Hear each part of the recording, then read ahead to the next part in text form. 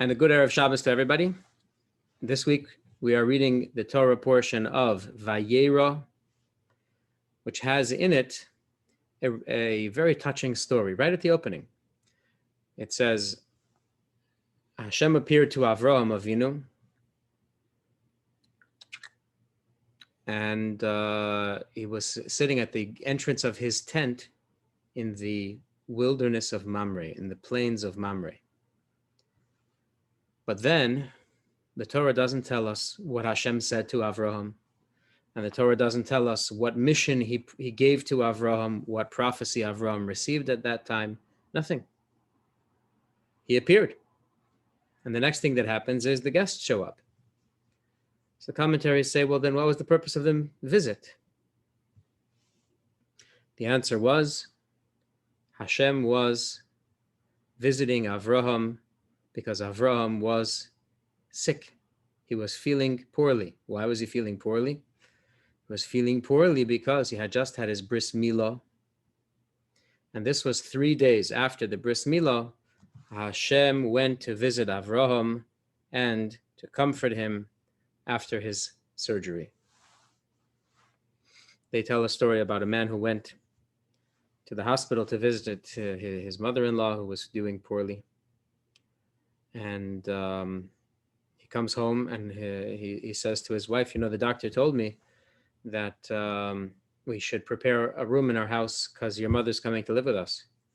And his wife was so shocked. She says, how is that possible? She was just now so sick. And he says, I don't know. The doctor told me to expect the worst. Oh, yeah, it's a nasty joke. Okay, fine.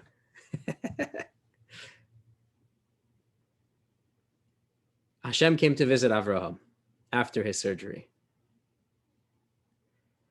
Question is, Hashem came to visit Avraham on the third day. Why on the third day? Why didn't he come to him on the first day? Why didn't he come to him on the second day? Why did Hashem delay the visit until the third day?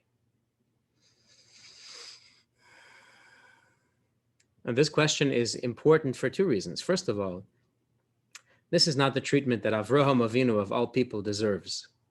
Avraham Avinu is famous for a few unique traits that we learn from him.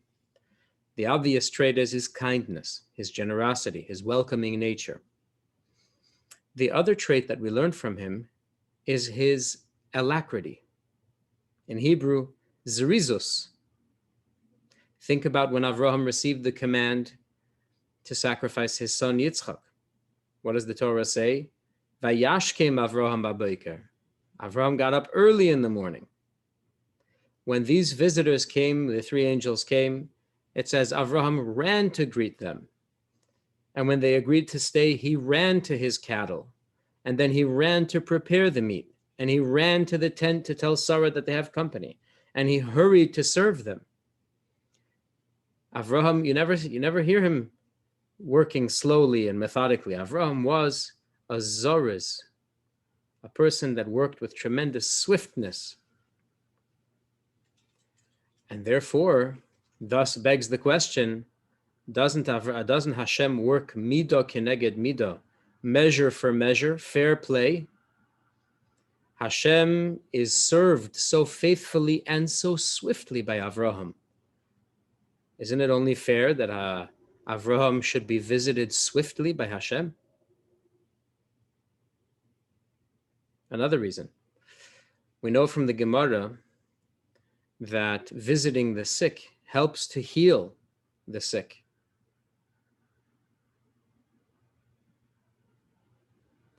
Rabbi Akiva once noted that a student was missing for several days. And he asked around the other students, and nobody knew what was wrong. Nobody had visited, nobody had called. And so Rabbi Akiva himself went to the home of this student. He found him sick in bed by himself alone. And Rabbi Akiva opened the windows, and he opened the shutters, and he let in the fresh air, and he washed the counters, and he swept the floors, and he brightened up the place, and he stayed with this student until the student said, Rebbe, you gave me my life back. You gave me my energy back. And because of this, Rabbi Akiva ruled that a person who does not visit the sick when the sick are alone and have no support is a shtickle murderer. Because what happens when a person visits the sick? A sick person that's lonely, sometimes they don't find the energy to get better. Sometimes they don't find the energy to heal. And so by visiting, you give them courage, you give them energy, you give them a chance to rejuvenate themselves, revitalize themselves. And you give them a reason to get up out of bed. Now, the Gemara actually says, when a person visits the sick, he takes away a 60th of the person's illness, 1/60th. Imagine if Hashem had visited Avraham when he was sick. How much would Avraham have been healed and helped by Hashem? It's likely that he would have been healed and helped completely. Then why does Hashem delay the opportunity to help Avraham heal and recover from his illness? Why? It happened one time that the Rebbe answered this question. The Rebbe's answer is, it was Avraham himself who preferred that Hashem not come for the first 2 days. There are other answers. Another answer would be, some say that Hashem came when the pain was the worst. The 3rd day is when the pain is the worst. And so Hashem came when Avraham was in the most pain. Isn't that nice? And when he was at the most pain, that's when Hashem came to help him and to heal him and to encourage him. But it doesn't say anywhere you have to wait till a person is deathly ill till you visit him. Another answer, the Ir HaChaim says, to visit a person as soon as they become sick could cause an ayin hara, because people will notice that you're going to visit, and they're going to say, well, what's going on? Why are we visiting? And you're going to find out that somebody is sick, and it could cause an ayin hara. It could cause the evil eye, to catch this person, and if the evil eye catches the person, it could make him even more sick. The Rebbe asks the question, Hashem can't sneak in and sneak out? Certainly he can. Hashem's a sneaky guy. Hashem could visit Avraham without anybody knowing. It wouldn't make a big tumult. Then why did Hashem delay his visit with Avraham Avinu after Avraham Avinu had been so sick for 3 days? And the Rebbe's answer, as we said before, is Avraham himself would have preferred it this way. Why? Avraham Avinu was healing from a mitzvah. He had performed the mitzvah of bris milah, and naturally, bris milah comes with pain. Avraham's not looking for pain. Avraham doesn't prefer to be in pain.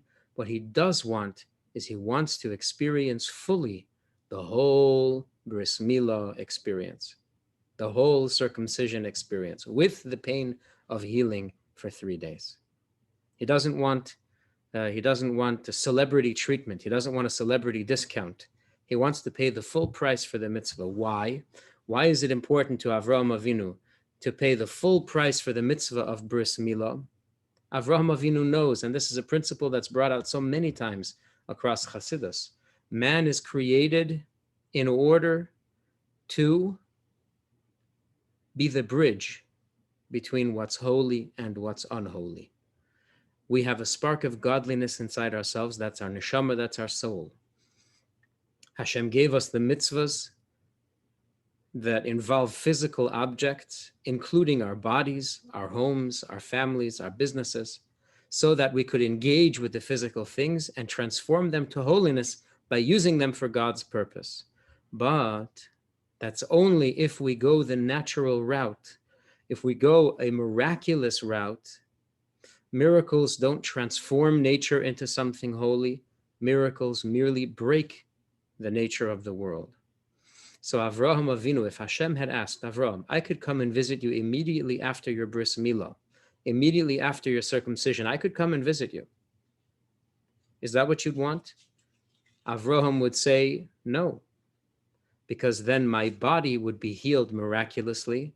And although I would be marked with the covenant of the promise between God and Avraham, my body would not be transformed to the fullest extent the way the mitzvah of circumcision is meant to transform the body of a human being.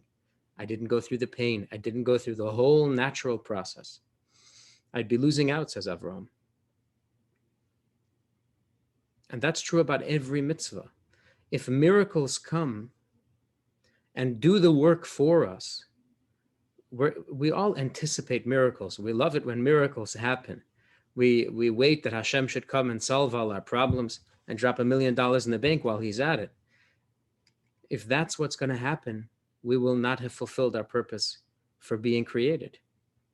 Our job is to work within the natural bounds, within the natural order, and transform the world through hard work, through dedication, through purity, holiness, and the full human experience.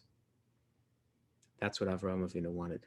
The Rebbe uses this explanation to also uncover the secret behind a very strange episode with the Alter Rebbe, the founder of Chabad, when he was imprisoned by the Tsar in St. Petersburg. One night, he was being shuttled across the river from the prison to the administration building for questioning. And he had not had a chance to bless the new moon. And he asked the guard who was rowing the boat, can you please stop the boat and let me bless the new moon while we're standing still in one place? That's the way you're supposed to say a bracha, standing in one place. Not supposed to be moving if you can help it. The guard refused. So the Alter Rebbe, using his godly powers, he stopped the boat himself. And he tells the guard, if you'll agree to stop the boat, I will let you go on. The guard agreed, and they stopped the boat, and the Alter Rebbe was able to say, Kiddush Levana, bless the new moon. Question. The boat was already stopped.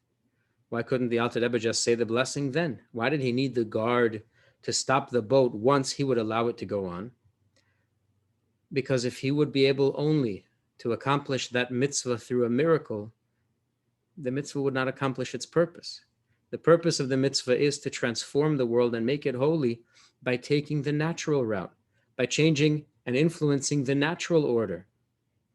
Breaking the natural order and forcing the mitzvah on the nature of the world, that's not the purpose. The guard had to, by his own will, stop the boat and allow the Rebbe to say the blessing on the moon. There's a gorgeous story about the Baal Shem Tov, which we'll say in merit of the complete and speedy recovery for our dear friend Tzvi Meir HaKohen Cohen Ben Sosa, who heavily promotes the stories of the Baal Shem Tov. He's doing well, but we want him to have an absolute speedy and complete recovery. Baal Shem Tov was approached by a student, and he says, I want to have an experience of Eliyahu Hanavi. I want to merit to see with my own eyes the prophet Eliyahu. It was Erev Pesach. It was almost the holiday of Passover. And the Baal Shem Tov said, there's a poor family at the edge of town. Bring them a wagon full of food, and you'll experience Eliyahu Hanavi. The man did. He packed up a wagon full of delicious foods, and he secretly dropped it off on the front stoop of this poor family's house, and he snuck away. Nobody knew. Oh, now he was very excited. Seder night, he's sitting at the Seder, and he is really hoofing it, as they say. He was working very, very quickly to get to the part of the Seder when you open the door and greet Eliyahu. He was confident that night he was going to have an experience of Eliyahu Hanavi when he opens the door with the candle and he says, Shvei Ramoscha. Eliyahu Hanavi was going to be there to greet him. He gobbled down the matzah and he gobbled down the Haggadah also. And he benched and he got to the point and he opens the door and there's nobody there. He was a little disheartened. He was a little upset. As soon as the first days of the holiday were over, he ran to the Rebbe. He said, he was a little hurt. How come I didn't see Eliyahu Hanavi? You told me. I was going to give a gift of food to the poor family, and then I would experience Eliyahu Hanavi. And Baal Shem Tov said, oh, well, apparently another act is necessary. Take another wagon And for the second days of the holiday, deliver food to this poor family for the second days of the holiday. And then you'll experience Eliyahu Hanavi. He did. Filled up a wagon full of delicious Pesach food, and he drives it over to the poor family's house. And he is about to leave, having unloaded all the food off his wagon onto this family's stoop. And he hears a voice from inside. A little girl is crying, Abba, I'm hungry. There's no food. And he hears the father saying, Sheifele, don't worry. Hashem sent Eliyahu Hanavi to deliver food for the first days of the holiday. I'm sure Hashem will send Eliyahu back for the second days also. And now the chassid understood. Our goal in life is not to experience holy things. Our goal in life is not to experience Elijah the prophet and look for miracles. Our goal in life is to be Eliyahu Hanavi for somebody else and to be the miracle for somebody else. Inside the natural order. We're not looking for a supernatural. We want to transform the natural. That's why Avraham Avinu would have wanted that Hashem should not come to visit him and heal him so quickly until he would be able to go through the whole natural order of the beautiful mitzvah of circumcision. This also happens to explain a very strange debate in the Gemara Nedarim, where the Gemara tells a story in Agada. That means it could be a true story and it could be a parable. A man and a woman, they're blessed with a child. Unfortunately, sadly, the mother dies in childbirth, and now the father has to raise the baby, and he's so poor he cannot afford to hire a wet nurse, to hire a lady to nurse the baby for him. And he raises his eyes to heaven, the Gemara says, and he prays to God and he cries out for help. And Hashem performed a miracle for him, that this father's breasts opened up and he provided milk the way a mother would provide milk. And two sages in the Gemara, they look at this story and each one reacts differently. And it's unbelievable, the difference in their reactions. One of them says, wow, what a tzaddik this guy must be. Can you imagine Hashem changing the nature of a human body to allow for a miracle like this, where a father should be able to nurse the baby the way a mother does? Unbelievable. That's Rav Yosef's opinion. Here comes Abaye, and Abaye says, what a lowlife this guy must have been, that Hashem should have to change the order of creation for him. Whoa. Now that's a debate from debate land. You can imagine polar opposites. Rav Yosef sees, my gosh, this guy must be a saint, that Hashem should cause such a miracle for him. And Abaye says that's true. But that's not why we're here. We're here. The guy should have picked up a shovel. He should have picked up. He's not being crude. He's not being rude. Abaye is not being uncaring. He says, let's not take a lesson from this guy. Let's not learn from this guy that when trouble happens, you throw your lot onto Hashem's shoulders. It's true, we have to trust that our work will be blessed with success. But in this lifetime, we have to work. As the Rebbe told my uncle Josh, alav shalom, who many of us learn Chitas and Rambam with on Chabad.org, he says, Josh asked the Rebbe's bracha to go and found Chabad of the Valley in California. And the Rebbe gave him the following blessing. So long as you will commit to work hard and with tremendous trust in Hashem, that's the life we're meant to lead. Work hard and trust that Hashem will bless your work with success. This life,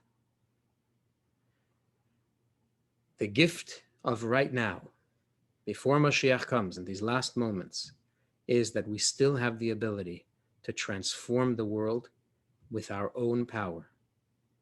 When Mashiach comes, that power will be taken from us. When a soul, Rahman al-Itzlan, goes to heaven, that power is no longer. Only a human being, only on earth, only in the days of Golus, in which we find ourselves in the last moments of Golus, does a human being have the ability to really transform the world by his or her own hard work. Hashem should help that through our hard work, we should merit the coming of Mashiach immediately, speedily, even before we know who the president is. Good Shabbos.